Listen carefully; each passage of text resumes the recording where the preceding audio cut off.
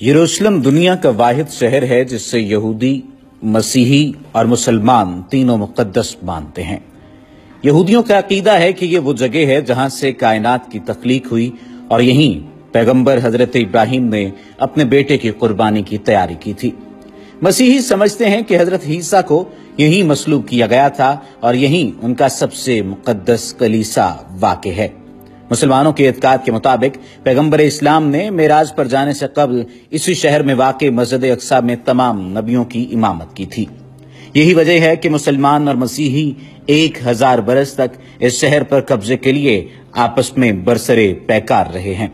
आज की इस वीडियो में आपको बाइबल की एक बड़ी पेशगोई के बारे में बताएंगे जो कि पूरी हो चुकी है और वो है भी यरूशलेम में वाक़े दीवार गिरिया के बारे में।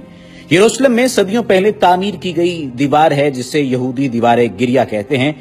दीवार गिरिया की तारीख के बारे में भी आपको बताया जाएगा, लेकिन ये जो हैरत अंगेज दावा सामने आया है यहूदियों की जानिब से, उस दावे के बारे में आपको बताते हैं और फिर आपको दीवार गिरिया की तारीख और फिर तमाम तर उस मामलात के बारे में बताएंगे जो मुख्तलिफ अदवार में पेश आते रहे।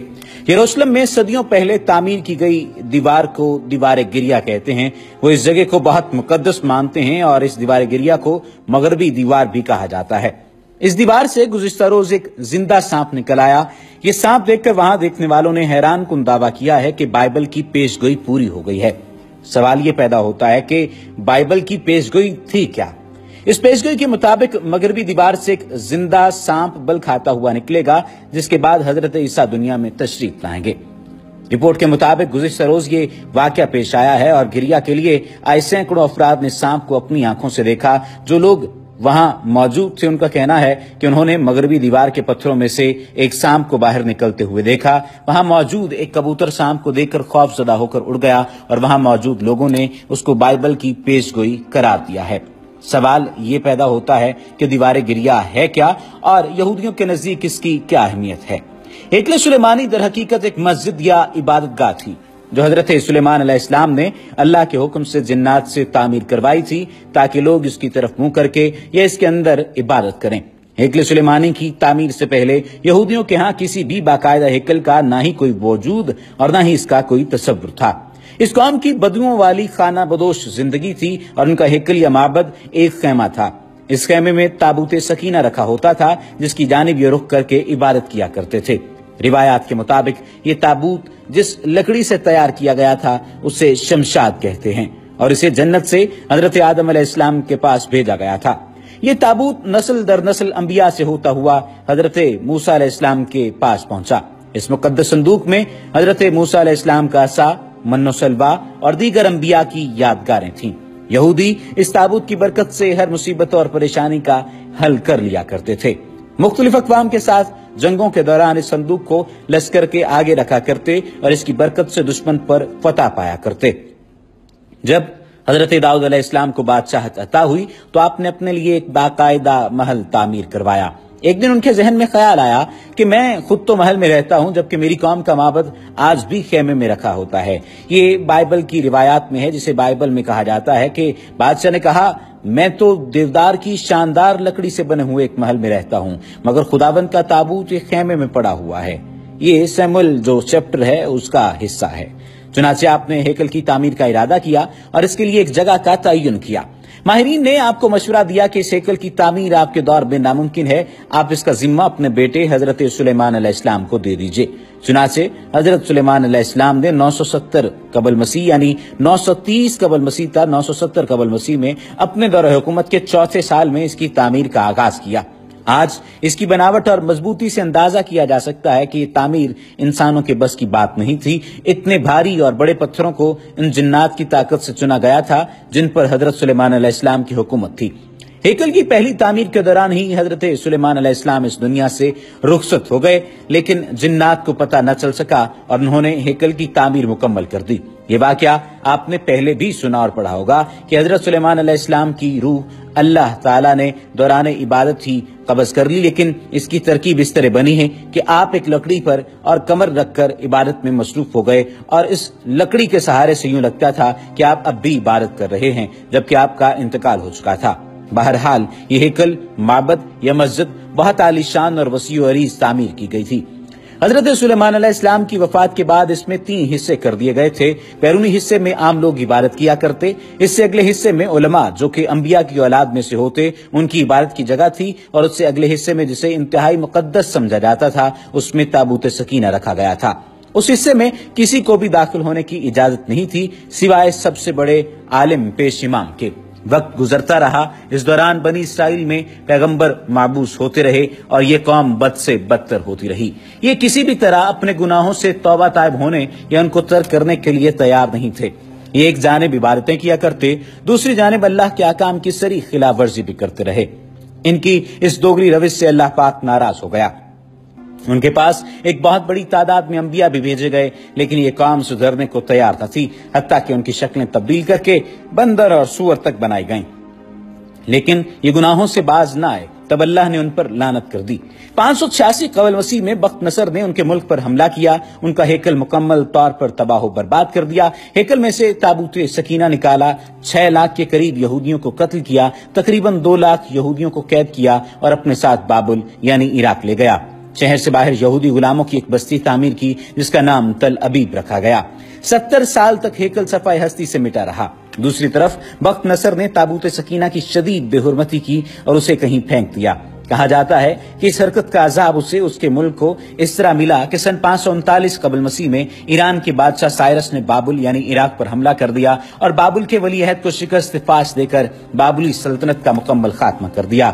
سائرس ایک نرم دل اور انصاف پسند حکمران تھا۔ اس نے تل ابیب کے تمام قیدیوں کو آزاد کر کے ان کو واپس یروشلم جانے کی اجازت دے دی اور ساتھ میں ان کو ہیکل کی نئے سرے سے تعمیر کی بھی اجازت دے دی۔ اس کی تعمیر کے لیے ہر طرح کی مدد فراہم کرنے کا وعدہ بھی کر لیا۔ چنانچہ ہیکل کی دوسری تعمیر 537 قبل مسیح میں شروع ہوئی، لیکن تعمیر کا کام سر انجام دینے والوں کو اپنے ہم وطن دشمنوں کی اتنی زیادہ مخالفت کا سامنا کرنا پڑا کہ تعمیراتی کام جلد ہی عملی طور پر ڈائریس اول کے دور حکومت پر بند ہو گیا اور دارا تک مداخلت ہی کا شکار رہا۔ اس کی حکمرانی کے دوسرے سال میں حضرت زکریا علیہ السلام نے وہاں کے گورنر زروبابل اور سردار کاہن یشوا یعنی یوشے کی حوصلہ افزائی کی کہ وہ ہیکل کی تعمیر ثانی کی دوبارہ کوشش کریں۔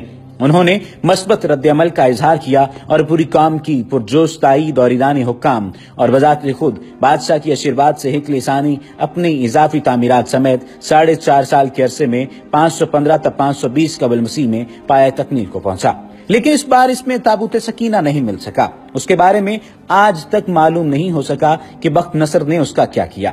کچھ لوگوں کا کہنا ہے کہ اس مقدس صندوق کی مزید توہین سے بچانے کے لیے اسے اللہ پاک کے حکم سے کسی محفوظ مقام پر معجزانہ طور پر چھپا دیا گیا جس کا کسی انسان کو علم نہیں، لیکن یہودی اس کی تلاش میں پورے کرۂ ارض کو کھود ڈالنا چاہتے ہیں۔ ایک اور دلچسپ بات، عام طور پر تاریخ دان ہیکل کی 2 دفعہ تعمیر اور 2 دفعہ تباہی کا ذکر کرتے ہیں۔ تاریخ کے مطالعے سے ایک بات ہمارے سامنے آتی ہے کہ ایسا نہیں ہے۔ اس ہیکل کو 3 بار تعمیر کیا گیا، لیکن اس کے ساتھ ہی ایک دلچسپ کہانی وجود میں آئی۔ ہیروڈس بادشاہ جو کہ حضرت عیسیٰ علیہ السلام کی پیدائش سے چند سال پہلے کا بادشاہ ہے، اس نے جب اس کی بہتر طریقے سے تعمیر کی نیت کی تو یہودیوں کے دل میں خوف پیدا ہوا کہ اگر اسے نئے سرے سے تعمیر کے لیے گرایا گیا تو دوبارہ تعمیر نہیں ہوگا۔ ہیروڈس نے ان کو بہلانے کے لیے کہا کہ وہ صرف اس کی مرمت کرانا چاہتے ہیں، اسے گرانا نہیں چاہتے۔ چنانچہ سن 19 قبل مسیح میں اس نے ہیکل کے ایک طرف کے حصے کو گرا کر اسے تبدیلی کے ساتھ اور کچھ وسیع کر کے تعمیر کروایا اور یہ طریقہ کامیاب رہا، اور یوں یہودیوں کی عبادت میں خلل ڈالے بغیر تھوڑا تھوڑا کر کے ہیکل گرایا جاتا اور اس کی جگہ نیا اور پہلے سے مختلف ہیکل وجود میں آتا رہا۔ یہ کام 18 ماہ میں مکمل ہوا اور یوں تیسری بار ہیروڈس کے ذریعے ایک نیا ہیکل وجود میں آ گیا۔ کچھ عرصے بعد حضرت عیسیٰ علیہ السلام کا ظہور ہوا۔ اللہ کے اس رسول پر ایک بار پھر یہودیوں نے حسب معمول مظالم کے پہاڑ توڑنے شروع کر دیے۔ دراصل وہ اپنے مسیحا کے منتظر تھے جو دوبارہ آ کر ان کو پہلے جیسی شان و شوکت عطا کرتا۔ حضرت عیسیٰ کے مصلوب ہونے کا واقعہ پیش آیا۔ آپ کے مصلوب ہونے کے 70 سال بعد ایک بار پھر یہودیوں پر اللہ کا عذاب نازل ہوا۔ اس بار اس عذاب کا نام ٹائٹس تھا۔ یہ رومی جرنیل بابل کے بادشاہ بخت نصر سے بھی زیادہ ظالم ثابت ہوا۔ اس نے ایک دن میں لاکھوں یہودیوں کو تہہ تیغ کر دیا۔ اس نے ہیروڈس کے بنائے ہوئے عظیم الشان ہیکل کی اینٹ سے اینٹ بجا دی اور یہودیوں کو ہمیشہ کے لیے یروشلم سے نکال باہر کیا۔ یہودی پوری دنیا میں بکھر کر اور رسوا ہو کر رہ گئے۔ کم و بیش 1800-1900 سال تک پٹکنے کے بعد برطانیہ نے جب فلسطین پر قبضہ کیا تو ساتھ ہی ایک ناجائز بچے اسرائیل کو فلسطین میں جنم دے دیا، اور یوں صدیوں سے دھکے کھانے والی قوم کو ایک بار پھر اس ملک اسرائیل میں اکٹھے ہونے رہنے کی اجازت مل گئی۔ لیکن یہ قوم اپنی ہزاروں سالہ پرانی فطرت سے باز نہ آئی۔ یہ برطانیہ کے جنم دیے ہوئے اسرائیل تک محدود نہ رہے، ایک بار پھر ہمسایہ ممالک کے لیے اپنی فطرت سے مجبور ہو کر مصیبت بن گئے۔ اور پھر حال آپ کے سامنے ہے۔ 5 جون 1967 کو اس نے شام کی گولان کی پہاڑیوں پر قبضہ کر لیا۔ 1968 میں اردن کے مغربی کنارے پر قابض ہو گئے۔ اسی سال مصر کے علاقے پر بھی کنٹرول کر لیا۔ آج اس قوم کی شرارتیں اور پھرتیاں دیکھ کر اندازہ ہوتا ہے کہ آج سے 2-3 ہزار سال پہلے بھی کس قدر سازشی رہے ہوں گے، جس کی وجہ سے اللہ نے ان پر لعنت کر دی تھی۔ مسلمان ممالک کی بے غیرتی اور بزدلی کی وجہ سے اب اس نے پوری دنیا کے مسلمان ممالک میں آگ لگا کر رکھ دی ہے۔ سوال یہ پیدا ہوتا ہے کہ اگلا مشن کیا ہوگا؟ اب ان کا اگلا مشن جلد از جلد اسی ہیکل کی تعمیر ہے اور اس ہیکل میں تخت داؤد اور تابوت سکینہ کو دوبارہ رکھنا ہے، تاکہ ایک بار پھر یہ اپنے مسیح یعنی مسیحا کے آنے پر پوری دنیا پر اپنی حکومت قائم کر سکیں۔ مسیح یہودی زبان کا لفظ ہے جسے مسیحا کہا جاتا ہے۔ وہ یہ کام انتہائی تیز رفتاری سے کر رہے ہیں۔ اس ہیکل کی تعمیر کے نتیجے میں یہ پوری دنیا جنگ کی آگ میں لپٹ جائے گی، اور امریکہ کے صدر ڈونلڈ ٹرمپ کا بھی اسرائیل کے دارالخلافہ کی تبدیلی کا اعلان بھی اسی سلسلے کی ایک کڑی ہے۔ وما علینا الا البلاغ المبین۔